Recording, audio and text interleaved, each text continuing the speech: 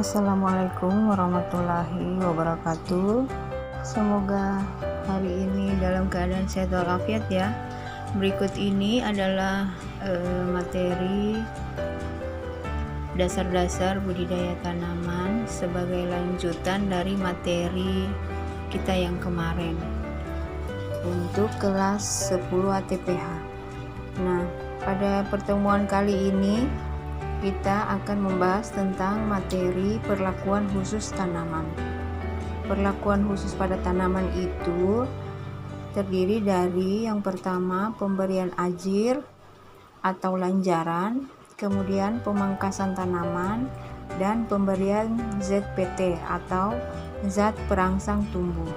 Nah, kita akan membahas yang pertama mengenai pemberian ajir.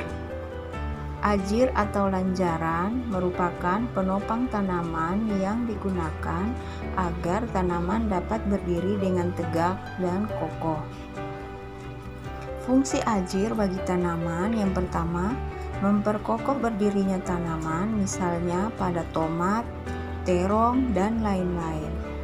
Kemudian yang kedua, sebagai tempat merambatnya tanaman, contoh pada kacang panjang, ketimun, melon, paria, labu, dan lain-lain. Sampai di sini kira-kira jelas?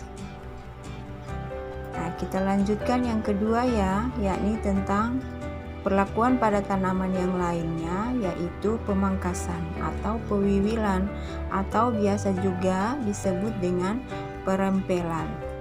Nah, pemangkasan ini adalah memotong bagian tanaman, baik batang pokok, cabang, ranting, bunga, ataupun buah, serta perakaran.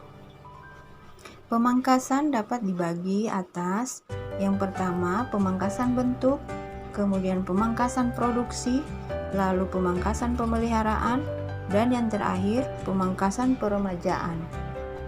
Kita bahas yang pertama ya. Yang pertama, pemangkasan bentuk. Pemangkasan bentuk tujuannya untuk pembentukan kerangka pohon sehingga tanaman tidak terlalu tinggi, menghasilkan cabang yang kuat, letaknya teratur, arahnya menyebar, dan produktif. Pemangkasan bisa dilakukan terhadap cabang, ranting, daun, ataupun akar. Pemangkasan bentuk dapat dilakukan sejak tanaman masih kecil. Kita perhatikan gambar pada slide berikut. Ini adalah contoh dari pembentukan cabang primer. Nah, sekiranya pada tanaman budidaya kita sudah membentuk cabang yang banyak, maka kita perlu melakukan pemangkasan dengan dua cara, yaitu melakukan pemangkasan dengan hanya memelihara 4 cabang primer atau hanya membiarkan 3 cabang primer. B. Pemangkasan produksi. Pemangkasan produksi merupakan pemangkasan yang dilakukan untuk merangsang peningkatan produksi dari tanaman. Misalnya, banyaknya cabang hanya akan membuat buah menjadi kecil, contoh pada tanaman semangka dan melon, sehingga pemangkasan dibutuhkan untuk menghasilkan cabang dengan produksi yang besar. Hal ini tidak berlaku ya bagi tanaman yang seperti tomat atau cabai yang membutuhkan cabang yang banyak untuk meningkatkan produksi buah, sehingga perlakuan pemangkasan pun berbeda. Dengan pemangkasan produksi diharapkan produksi pun meningkat karena pemangkasan tersebut akan mengurangi cabang-cabang yang hanya memanfaatkan hara saja. Jadi dapat menghambat proses pertumbuhan vegetatif sehingga cabang-cabang tersebut dapat kita potong atau kita pangkas. Kemudian cabang-cabang yang lebat tersebut dapat menambah kelembaban. Nah, apa akibatnya? Pada kondisi tanaman yang terlalu rimbun, intensitas kelembaban lebih tinggi sehingga dapat mengurangi sinar matahari yang masuk pada daun. Yang berikut yakni perempelan daun. Apa itu perempelan daun? Daun-daun yang di bawah cabang utama sebaiknya dirempel atau dipangkas pada saat tajuk tanaman telah optimal.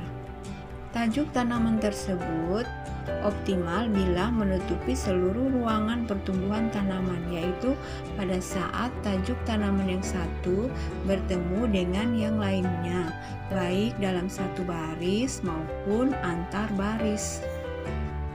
Daun-daun di bawah cabang utama perlu dirempel karena telah tua dan tidak produktif lagi.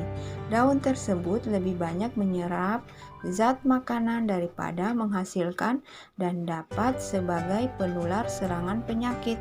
Perempelan daun secara umum juga dilakukan pada daun tanaman yang menguning dan terserang hama dan penyakit yang parah. Perempelan bunga. Selain perempelan atau pemangkasan tunas di ketiak daun, bunga pertama juga perlu dirempel. Apabila tanaman cukup sehat, maka perempelan bunga dilakukan sampai bunga kedua. Jika kondisi tanaman kurang sehat atau kurus, maka perempelan bunga sampai bunga yang ketiga. Tujuan perempelan bunga ini untuk mengoptimalkan pertumbuhan vegetatif dengan menunda pertumbuhan generatif. Jadi, pada perempelan ini kita menunda pertumbuhan generatif. Jangan sampai si tanaman sudah akan tumbuh bunga kemudian menjadi buah, sementara pertumbuhan vegetatifnya belum optimal, sehingga kita lakukan perempelan bunga, sehingga proses pertumbuhan vegetatif lebih optimal. Dengan perempelan bunga, jumlah daun akan bertambah dan hasil fotosintesis cukup untuk memasuki masa generatif atau masa pembuahan. Apabila bunga tidak dirempel, maka akan terbentuk buah. Pembentukan buah ini menyerap zat-zat makanan dalam jumlah besar, sedangkan kondisi tanaman belum cukup kuat sehingga pertumbuhan tanaman menjadi terhambat dan produksi akan menurun. Nah, kita lihat pada slide berikut. Ini adalah contoh pemangkasan pada tanaman semusim, yaitu pada buah semangka. Pada buah semangka, pemangkasan cabang dilakukan bila cabang utama telah tumbuh sepanjang 40-60 cm. Pemangkasan bunga pertama kurang lebih pada umur 40 hari. Yang berikut pemangkasan atau pewiwilan pada tanaman cabai. Semua tunas air di bawah cabang pertama diwiwil atau dipangkas. Bunga pertama dan kedua setelah cabang pertama diwiwil. Kemudian bunga dan cabang selanjutnya tetap dipelihara. Yang berikut pemangkasan bunga pada kentang. Pada varietas kentang yang berbunga, sebaiknya dipangkas untuk mencegah terganggunya proses pembentukan umbi karena terjadi perebutan unsur hara untuk pembentukan umbi dan pembungaan. Selanjutnya, pemangkasan pada tomat. Memangkas bagian pucuk atau cabang ketiga pada batang pokok atau cabang kelima pada kedua cabang yang dibiarkan hidup.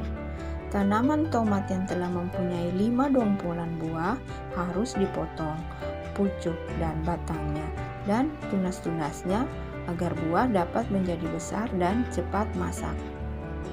Tinggalkan 2 atau 3 tunas yang berada di samping atau di sebelah bawah dompolan buah yang kelima itu.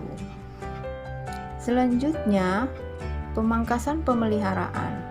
Pemangkasan pemeliharaan tujuannya untuk mengatur pertumbuhan cabang, mengurangi kerimbunan pohon sehingga tanaman mendapat sinar matahari yang cukup. Pemangkasan ini dilakukan terhadap cabang yang sudah tua dan tidak produktif, cabang primer dan bagian-bagian lain yang terserang hama penyakit, cabang balik, cabang liar, daun-daun, dan cabang yang mengering.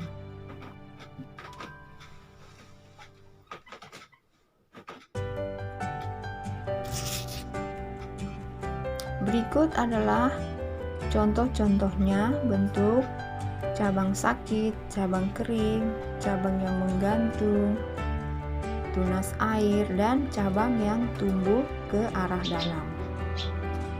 Kemudian yang berikut pemangkasan peremajaan. Pemangkasan peremajaan yaitu proses untuk memperlakukan tanaman yang sudah tua dan pohon-pohon yang tidak produktif lagi menjadi muda kembali tanpa disertai penanaman kembali. Jadi, untuk tanaman yang sudah tua perlu dipangkas untuk meremajakan, dan ini berlaku bagi tanaman-tanaman buah yang tahunan. Untuk tanaman semusim seperti sayuran tidak perlu dilakukan pemangkasan peremajaan. Nah, perlakuan pemangkasan peremajaan untuk cabang-cabang primer dapat dilihat pada gambar yang sebelah kiri, dan untuk pada batang pokok bisa dilihat pada gambar pada slide sebelah kanan. Nah, pemangkasan dilakukan dengan jarak 15-25 cm dari pangkal batang pohon ke arah atas, sehingga kita memotong untuk pemangkasan peremajaan terhadap batang pokok ini hanya ditinggalkan sekitar kurang lebih 25 cm. Nah, ini adalah materi mengenai pemangkasan. Apakah adik-adik sudah paham? Nah, kita akan lanjutkan perlakuan khusus pada tanaman dengan perlakuan yang ketiga, yakni pemberian zat perangsang tumbuh. Zat perangsang tumbuh atau hormon atau fitohormon adalah senyawa organik tanaman yang bekerja aktif dalam jumlah sedikit, kemudian ditransportasikan ke seluruh bagian tanaman sehingga dapat mempengaruhi pertumbuhan atau proses fisiologi tanaman. ZPT dapat merangsang, membangkitkan, dan mendorong timbulnya suatu aktivitas biokimia. Jenis-jenis dan karakteristik ZPT ada 3, yaitu auksin, sitokinin, dan giberelin. Auksin pada dasarnya berfungsi untuk merangsang pembesaran sel, mensintesis DNA kromosom, merangsang pertumbuhan akar pada stekan atau cangkokan, merangsang pembungaan secara seragam, dan mencegah gugurnya buah. Contoh auksin menurut bahan aktifnya ada IAA, NAA, dan 2,4-D. Kemudian giberelin. Fungsinya yang pertama memicu munculnya bunga dan pembungaan yang serempak, memperbanyak buku batang, memperluas permukaan daun, dan memperbesar bunga, menghambat pembentukan umbi, memacu pertumbuhan biji dan tunas yang dorman, dan yang terakhir memacu pembelahan dan pembesaran sel. Jenis-jenis giberelin ada 2, yaitu giberelin alami dan giberelin buatan. Giberelin alami dapat ditemukan pada umbi bawang merah, dan giberelin buatan misalnya GA3 termasuk hormon perangsang pertumbuhan golongan gas, biasa dijual dengan merek dagang Progip. Yang terakhir sitokinin. Sitokinin yakni hormon pertumbuhan turunan adenin, disintesis oleh ujung akar dan ditranslokasikan melalui pembuluh xilem atau pembuluh kayu. Nah, fungsinya memacu pembelahan sel, menghambat proses penuaan daun, memacu perkembangan tunas samping, menghambat pembentukan akar, memacu pembungaan dan pembuahan, serta memacu pematahan dormansi. Jenis-jenis hormon sitokinin yang pertama yakni sitokinin alami, terdapat pada air kelapa, kemudian sitokinin buatan yakni kinetin, kemudian BA, kemudian zetin, dan PBA.